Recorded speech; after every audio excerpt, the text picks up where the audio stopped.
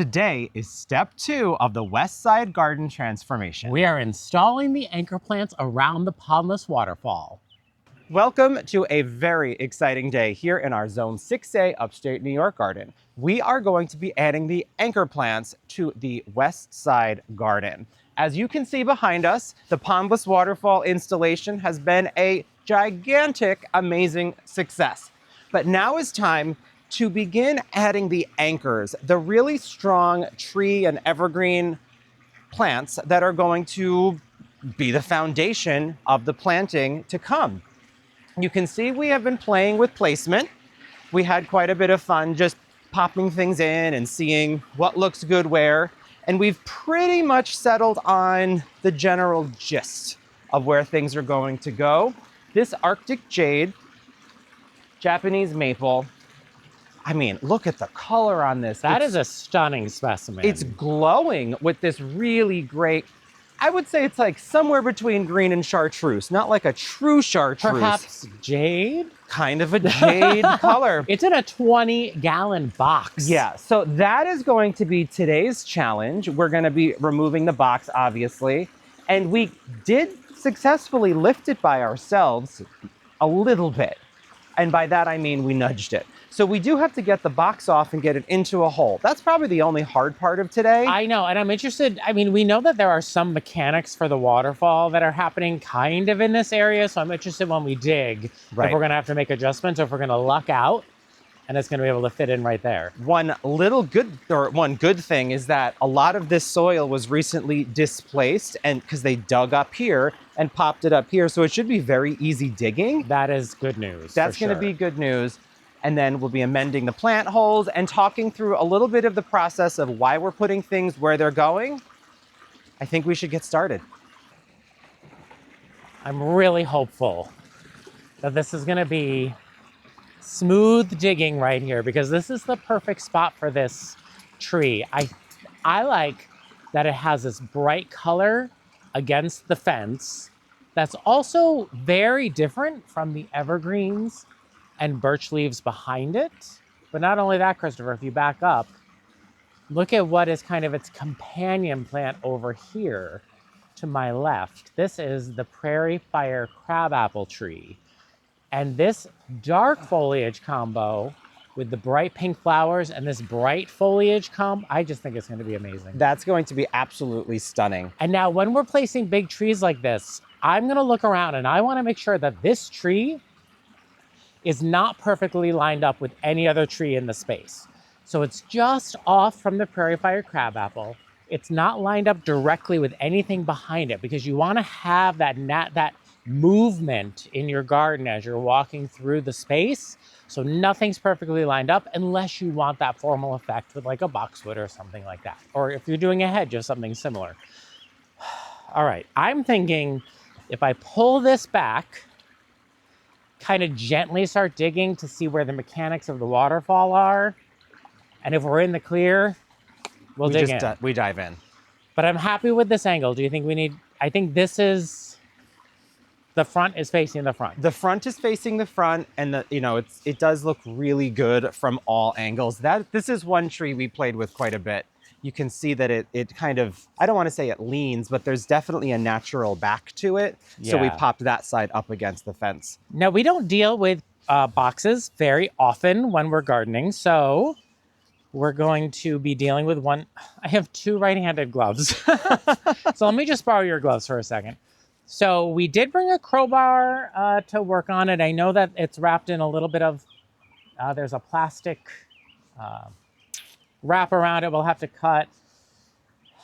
I'm thinking we will slide it into the hole in its crate and then remove the crate from around it, pull those wooden pieces out, and then fill in around it. I think that's the best plan. Yeah, because we're trying not to disturb the root ball. So let me pull. Let's see what's happening. It should be easier to pull in that direction because it's downhill. Yeah, see, not too bad, not too bad. Oh, see, that pink flag is the exact location of a sprinkler head that's going to be getting removed. So the good news is, as we're digging, we can just lift that and tuck it to the side because it's going to be getting capped off and removed. Yeah, that is good news. I'm gonna move this. Oh, that's nice and soft. That's what I'm really hoping. It was interesting when the team from Deckers was here doing the Pondless Waterfall. They noted that the soil was pretty awful for the first foot or two, and then it actually wasn't so bad because our soil is really backfill from the new construction of the neighborhood. I'm just going gentle. Don't be afraid to really get in there and dig. Well, the reason I'm going gentle is because there's a pipe here. Oh, the filter or the pump Yeah. hose. Okay. But I don't know how far it bows out. Yeah, I feel like when they were installing it, I said to them, can you leave enough room to plant a Japanese maple here? and then Not realizing the Japanese maple that was arriving was here. this large. So That one. in a way, I'm really glad. I think we're going to be okay, actually. Yeah. It is interesting, the color of that soil. All right. This is promising. This seems very promising so far. I like that you're putting soil there, Eric, because that's going to assist us not just in the backfill, but for the next phase when we get to step 3 and start putting in shrubs and see what might be going in that location. Yeah. I think it's going to be important for us to build up that section just a little bit. Yes, but we don't want to put the weight of soil against our vinyl fence because then the fence will start to bow. Good point. So as we put soil back there, we want to make sure that it's not going to press onto the fence. All right, this is actually not terrible. So if you put down the camera, Let me help you dig. you can help. Is this the, That's the water. okay, that is the, Show us what we've discovered. this is exactly why I was digging carefully. Look right here, Christopher. This is the pipe that brings the water from the basin up to the top. So they really did give us, they know what they're doing. Yeah, they gave us all of that room in front of you for planting. So we're going to dig in front of it. Luckily, this was the back of the hole anyway, but that's why we were going slowly.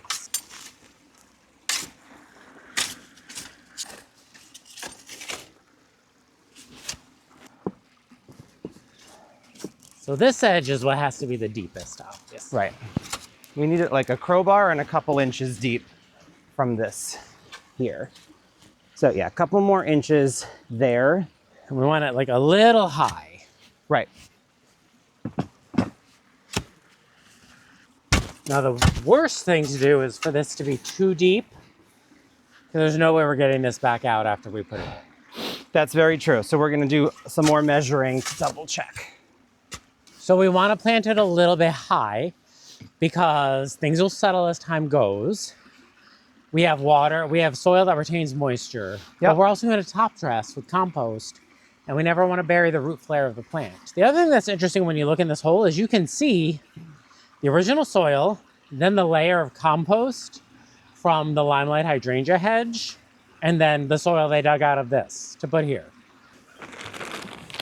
All right, so we're gonna start adding our bit of amendment. Yeah, and again, you don't necessarily have to, but if you do add amendment to your soil, you're going to want to mix it with your native soil, so it's not a bathtub effect. Right. What we're using for this tree is Cobscook in-ground planting soil. The reason that we're choosing this is it's a mix of compost, peat moss, and aged bark. So it has a lot of goodies in it that work on drainage as well as soil structure improvement. So that's what we want here. There's a kind of mix of sand and there's some clay chunks and also It's backfill from new construction. right, like it's not great. So if we start off by adding in this soil structure improvement and drainage, the tree will have a lovely, happy home to start in. Here we go. Okay, All right. there we are. Let's go a little further. You lift that corner, I lift this corner. Okay. Lift again. Okay. There we go. All right, it's in the hole. The next step is to get the box off, and then we can straighten it up and down. It looks so good from here, Christopher. It's incredible. I don't know how people do this. You know what they do is they have a crew that And comes machinery? with one of those diggers with like a skid steer with a fork on it. And hopefully we didn't crush any pipes or anything. No, we're not too close to the pipe at all. Pardon the noise. So Christopher's gonna unbox it. I'm gonna pull away the box, as many chunks as we can get. And then we can start straightening it out and whoa. Look at the roots. And start filling back in around it. It looks really high right now, but that's exactly what we want because we want to build up around it. The box is coming apart way easier than I thought. You were very concerned about the box. Yeah. Well, it's kind of like in the way. And then we have to get the piece off of the bottom somehow. So I might have to reach in and tilt the tree back.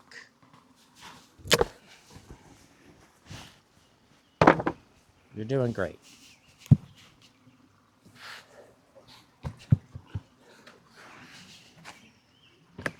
God, that is a gorgeous tree.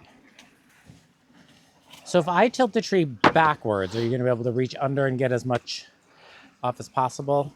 Yeah, and actually you should be able to do that just by close to the root flare, and then I can get as much out as possible. Let me know when you're ready, and I got my hand up here. Get in there. All right, hang on. 1, 2, 3. Oh, again, much lighter than I thought. I think the box was really heavy. Yeah, the box was extremely heavy. So now let me put the camera down. We'll straighten it up. I'm ready to share my unhinged opinion. And then push it towards the fence or tilt it towards the fence. It's a diamond again. So tilt it, I would need help to fill here. Oh, okay. So I definitely know. I'm gonna fill under as much as you can, especially towards the front. If you can use your Inspector Gadget arms. How is that happening? Right? So good, come look. No, tell me if it's good. It looks really good. All right, I think we're gonna go a little bit more because that soil's gonna settle. So let me just.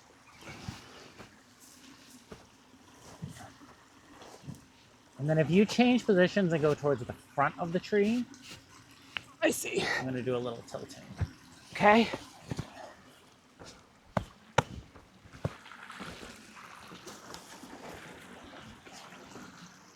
How's that? It's gorgeous. Does it need to be moved anymore?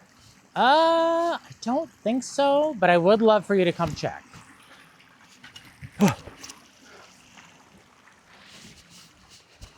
That main trunk looks perfect. Yeah, the visual trickery is happening with the main trunk wanting to be straight up and down, but that branch coming forward.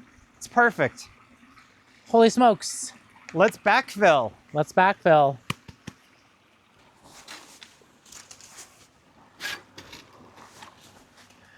As you're packing soil in around your root balls, you want to make sure it's very firm, but it's not so compact, especially when it's wet like we just have from the rain, that it's impenetrable for water. And air. And air.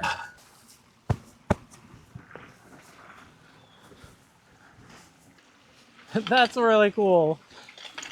I'm so excited about this.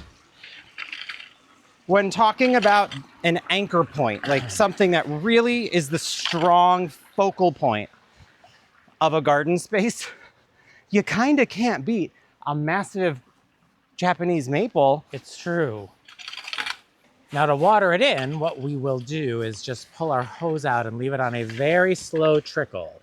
And then the next tree that we're going to plant is this gorgeous specimen right here.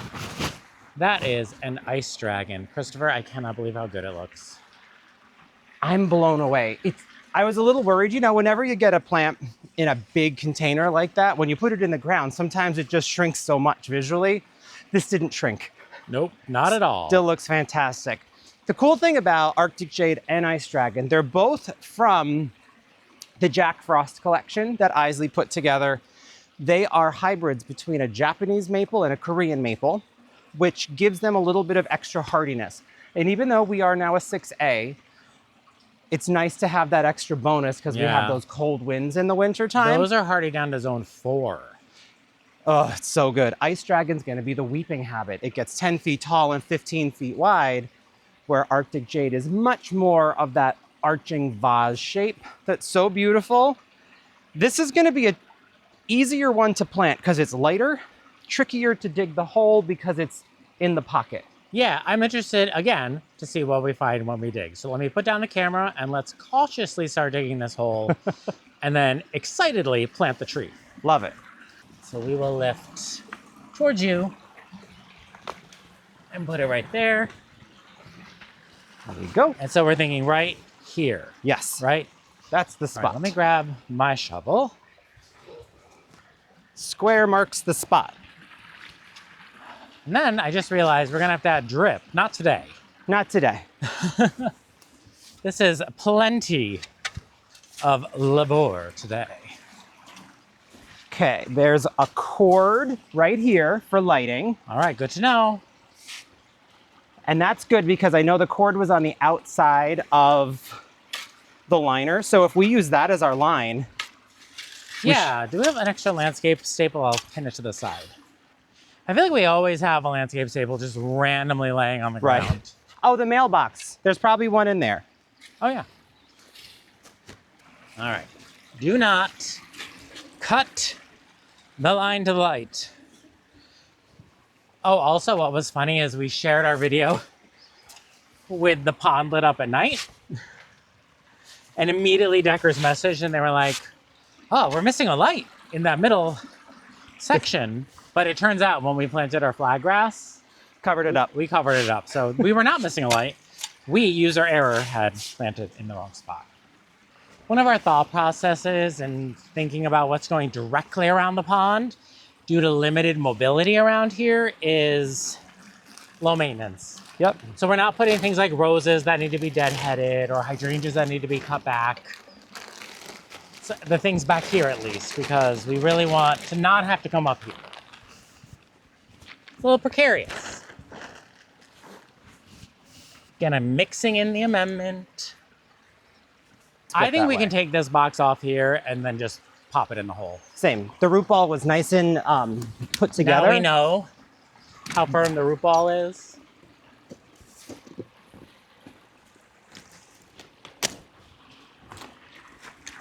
Love the hoary knife.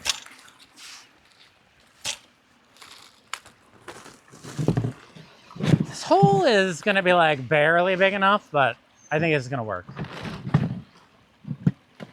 It's gonna look smaller once the box isn't on it. That's, yes, for sure. I'll take this tag off up here while you're working on that. And this turns green in the summer. Yeah, this will green up a little bit. Yeah, this is the new growth color. Pick that up later. Okay, I've got the bottom here.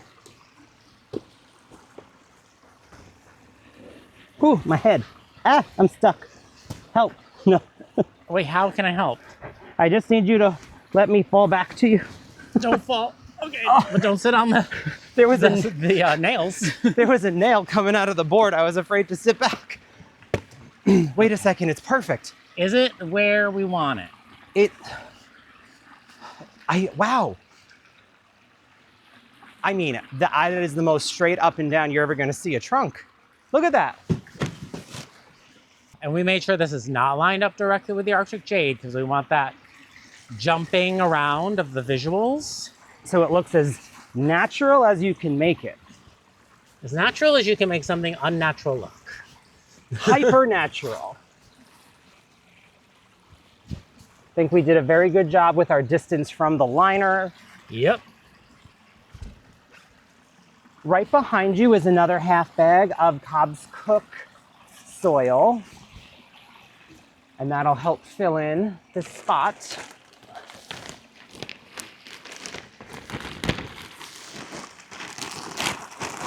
I'll take some here and then I'm gonna pass it to you.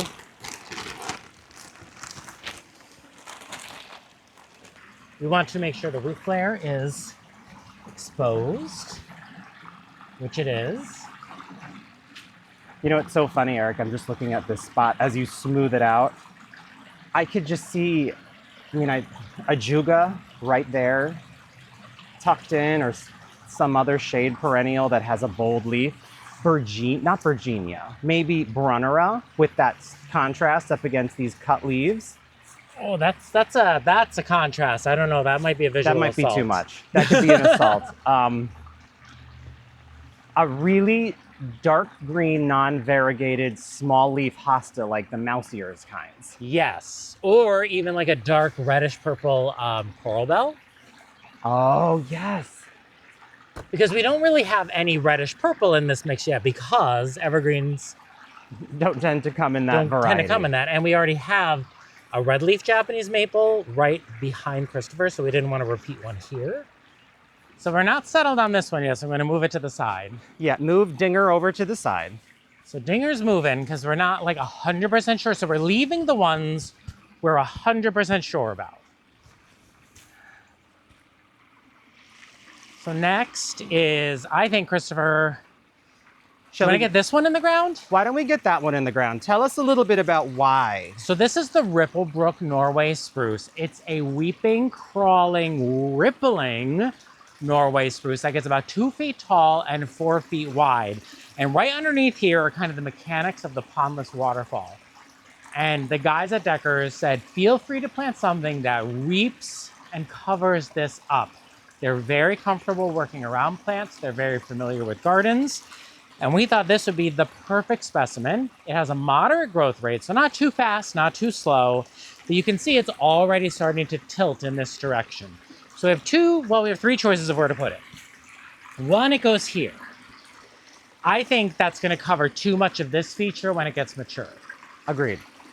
2, it goes down here, which I think kind of works, but I think it looks a little too close to the edge. Yeah, and well, maybe it would be cool if it got to the edge. I don't think it's a bad choice. But I think like right here, as tight as we can get it, is the best choice. That is the choice. And then once we have the hole dug, we can kind of mess with the exact angle that it goes at. Yeah, I mean, we know it's growing here, but we probably would want to rotate it a bit. This is going to be fun. It's also going to look different once it's in the ground. For sure. It's going to flatten out. It's going to be way closer to the ground. So let me detag it. I do wish there was like a better way to tag plants where you didn't have to have the little strings. Yeah. Honestly, I have a feeling it's easy to apply the tag. They're not so worried about taking it off. So once again, I'm being cautious, really close to the edge here. As we get further away, we're going to be using augers and power planters and things like that. But right Caution here, will be thrown to the wind. Yep. And look, liner. So let's continue digging and revealing to see if this is where I feel like. Is that the start of the tube? If that's the case, we're just going to bump up a little bit. Yeah. Or down, maybe down. This might just be extra liner. No, again, perfect. Yay. There's the tube. That's extra liner, so we just dig from that point out. Yep. These guys are good.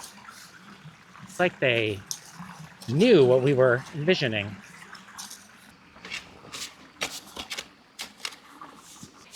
It's like so good to finally be like really working in the garden. It feels good. And we have a nice... Oh, shoot. Oh, I didn't break it. Thank goodness. Did I break it? Yes, that's the pipe that waters the self-filling, so I'll get a coupler for that. I know how to fix that. So just don't... Are you sure? I know how to fix that. Keep going. Darn it. It's just 1/4 inch pipe. Yeah. I'm gonna switch to trowel. I got confident. And then bam.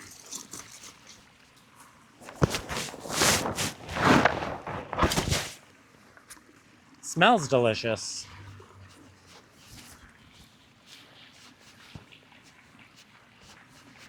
Yeah.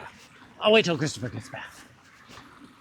So Eric has punctured this tube here. It's a 1/4-inch strip line. This is the autofill tube that connects over to this green box. And when we have an additional hose put in at some point in a few weeks, basically there's a floater somewhere in the reservoir that says, hey, I need more water. And it will take the water from the main line. The good thing is we're very acquainted with 1/4-inch strip line. So I just grabbed a coupler. I cut out the damaged piece, pull in some extra, and then I can simply attach this nice 1/4-inch line securely. You gotta remember that's there. And then I brought some landscape staples to just tuck it out of the way for now. There we go. Correction made. Do you want to place the Norway Spruce? It smells really good. I've already knocked the excess soil away from the flare. Okay. So Looks now like it's it just was a matter of mulch. flattening out the bottom of the hole and tucking it in as tight as possible to the edge.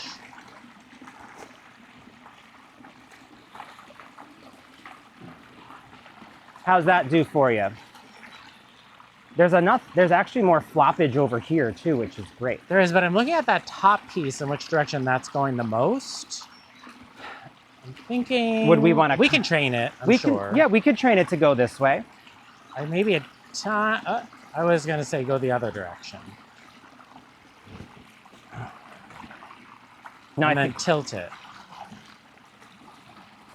Yeah. we could do that. It's a little bit out of the ground, but yeah, I wouldn't tilt it that much. For sure. I found a stake. Huh.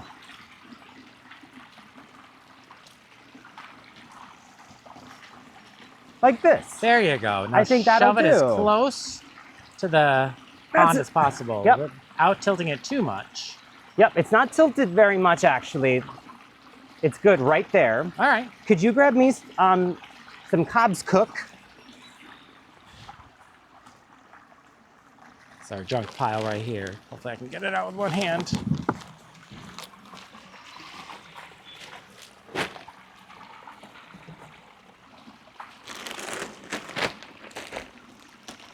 Gorgeous. And mixing in with our native soil. You can bury that 1/4 drip in there with it.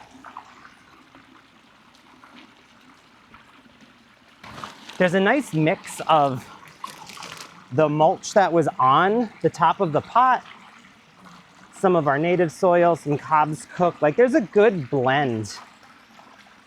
So that should give it the good drainage, since we know evergreens have that delicate balance. I really like how it softens the corner of this rock right here. Yeah, me too. But evergreens have that delicate balance of needing to be watered in their first season, but not too much because they'll drown. Yep. I'm so happy with this one. I love Ripple Brook. Ripple Brook, right by a rippling waterfall. I'd say the progress of anchoring the Pondless Waterfall is coming together nicely, but this is an entire bed. It's not just one Pondless Waterfall. So anchoring back here in this corner, we are adding an orange dwarf Nordmann Fir. And this stays pretty narrow, but it gets 10 to 15 feet tall, maybe 2 to 3 feet wide most, but it has a gorgeous structure that I think is gonna add a nice like focal point in this area, like a pinnacle. Like a tidy pillar. Mm-hmm. This is gonna be a lot harder to dig because this soil has not been manipulated at all. This might be a good place for an auger if we wanna try one, or do you wanna just hand dig first and see how far we get? Let's hand dig first, just in case we haven't charged those batteries just yet. Oh yeah. Since it's early Something in you the forget to do over the winter is have your auger batteries charged for spring.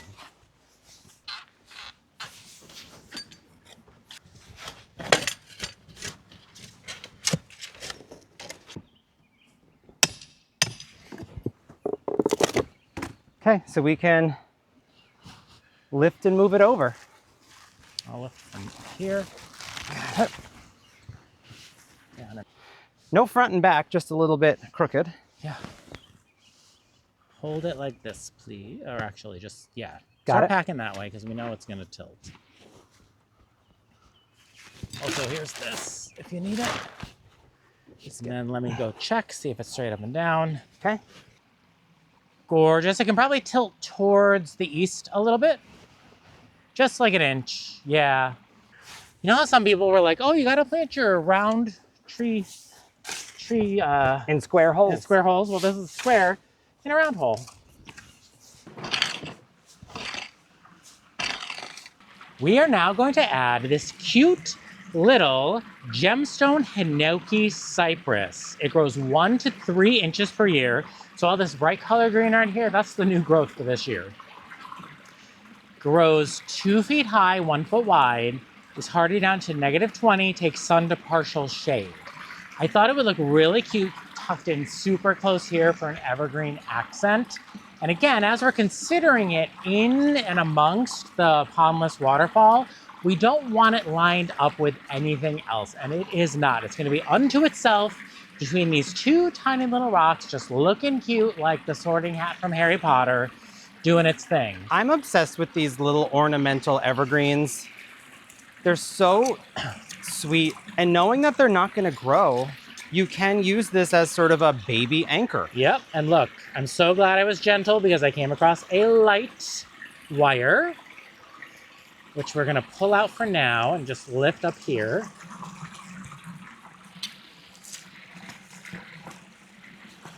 This is a brand new space for us, so we're not familiar with the workings. We watched it go in, but there was so much happening.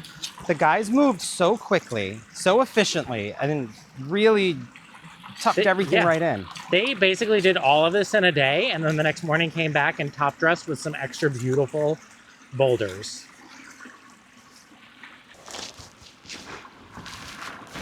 Ooh, Well, see, it was very wet. Gonna clean off any extra soil around the roof flare, and then we'll make sure that this goes here as close as I can get it to oh the my edge. goodness, it's so good. Is it adorable? It is absolutely adorable. Tucking this light wire back in. Then we can add some crawling plants in here like creeping Jenny, or whatever. He also said potato vine. Sweet potato vine can go in there. Of course, it will become a thug. Yeah, sweet potato vine does very well in our area, so we kind of avoid it because it gets so big. So it becomes high maintenance for us. The 3 tiny plants that I bought the first day when we got the Pondless Waterfall, because we were so excited, I actually got from an aquarium and pond store that we have locally. They had really cool fish in there, but no fish for us. So they did say there's a lot more stuff coming that we'll be able to check out and see what we can add in. Maybe things that flower that go right into the water. For sure. We will have things that flower. That is so sweet. Tell me again the name of this one. This is called gemstone. Oh yeah, it's like an emerald. That is amazing. Our next anchor plant is a firefly Oriental Spruce. This is a sport, like a selection of the Skylands Oriental Spruce that gets pretty tall, but this is more like a 6 to 8 foot tall, 4 foot wide, very bushy and very bright yellow. And then I will get a little bit more green. You can see underneath, it's already starting to green up just a little bit. But the combination, even if it's just in spring, how vibrant this is between the two will be great. So if this goes here, it kind of, Eric, you sort of talked about this being the connection to this area, right? Yeah, so as you're coming up the border, we'll have the Norway Spruce here, which will kind of be the gate. Yep. And then this is the welcome. This is the welcome, this nice bright pop. I had thought it would be great to put it close to the rock, so over time, it just connects to that and looks very organic. But you'll notice we're very cautious that we did not line it up directly with the Arctic Jade. It's between the Arctic Jade and the Ice Dragon. Right, so there's a little bit of staggering. Distance-wise from the fence. And that gives us room here to do something else large, maybe something in the oak leaf hydrangea area. Yep, or maybe some super tall annuals, who knows? There's many options. So I'm gonna get a dig in. I don't think we should run into anything problematic here. Famous last words, of course. Yep. Before we forget, this has been grown in our area before, and at the garden center when we were picking it up, they let us know this really enjoys protection from the wind. And since our wind comes from the west, the good old fence will give us that protection the firefly needs. This is such an example of how different soil can be after it's been composted for some years. This soil is completely different. It broke down a lot of those chunks. Look at that sand under here too. Oop. Oh my God, remember when someone on Instagram said that you can eat the new growth on spruces?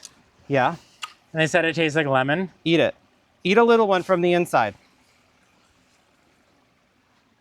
You eat it and let me know how it is. I saw this one on the ground, which is what made me think of it. So maybe I'll eat this one off the ground. Well, Honestly, it tastes like lemon pith. do I need one? Here, let's eat that one.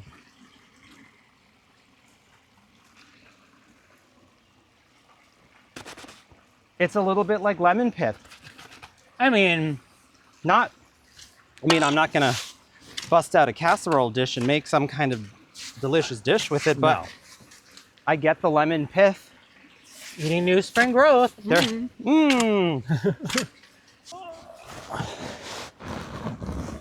Oh. Oh, interesting. So that one was buried a little on the deep side. Yep. Okay. All right, we need to add more. I'll add this side that has lots of compost in it. Okay. Okay. I will tell you if it's straight up or down. Oh, it does need to be rotated though. That's the back, for sure. So good. No, go back where you were. Yes, and now tilt it forward. And, oh, I love it. And let me check from this angle. Tiniest bit south. Now let me go back. Perfect. Let's fill. I mean, even just this view, when you look through and you see the iris with that purple and green, with this in front of it. Just wait till we start adding in the dark foliage. That's gonna be... And the flowers. We don't even have flowers added in yet. Am I right now, am I the future home of a Winecraft black smoke bush? You might be. Right here we have De Ruyter's Serbian Spruce. This is a smaller specimen of it. Eventually, it's going to get 10 feet tall and 8 feet wide. Very slow growing though. Again, this is the amount of new growth you'll see each year. So for it to reach 10 feet tall, it's gonna be at least another 10 years, I think. So it's going exactly where Christopher is standing in this narrow spot, which I'm not worried about because you know over time we're going to be taking this grass away and adding more garden Of course. bed. But I think this is a great transition spot for it to be. 1, 2, it'll be 3 feet from the fence. It gets a total of 8 feet wide, so it'd probably be touching the fence That's all at right. some point. But again, I'll nudge it out a tiny bit. What I like that Eric had proposed about this that I hadn't even thought about is this solid Serbian spruce is going to really be like the break point between what we do in this smaller bump out and then the next bump out. So it's going to be our transitional evergreen. And I'm looking back here and I'm making sure it's not lined up with anything. There's a drip on our ice dragon right now. So the ice dragon's further away from the fence than this. The ice dragon's probably 4.5 feet. This one's going to be just shy of 4. So again, nothing is perfectly lined up.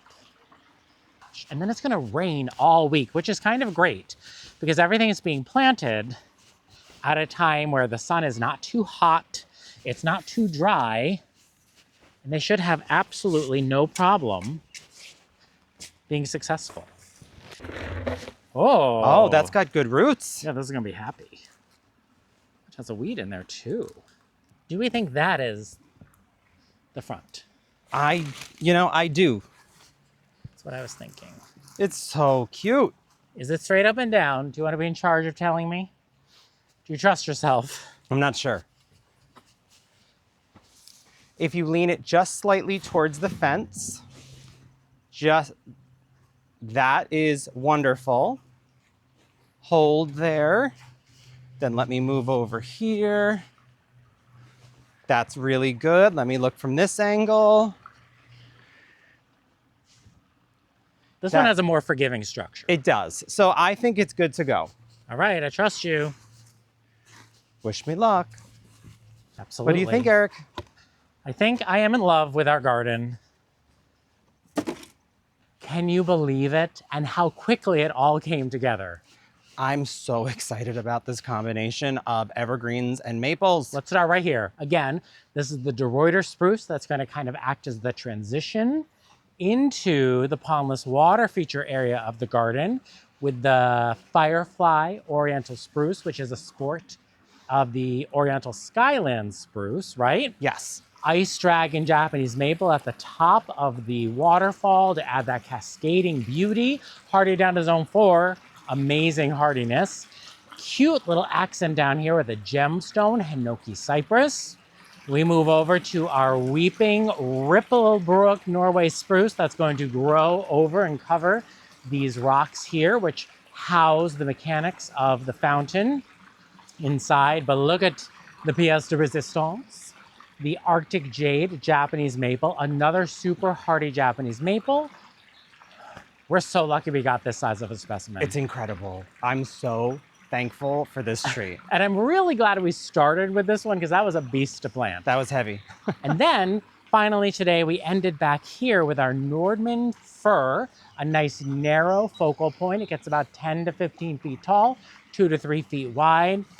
Christopher, I am thrilled with the start of the West Garden border. Thank you so much for joining us today. This was only step 2 and there is so much more to come. So make sure you click like and subscribe. Again, I'm Eric. And I'm Christopher. And we're Grow For Me Gardening. Thanks for growing with us. I just caught this angle as we were cleaning up and I had to share it. The Diana Larch to the left, the Ice Dragon, the Purple Pillar, Rose of Sharon, the Arctic Jade, the borrowed landscape of that Eastern Redbud on the other side of the fence. How wonderful to see a little thing happening there. Then we'd have the Nordmann Fir and of course the Prairie Fire Crabapple. What a collection of trees with such different textures, different heights, different forms.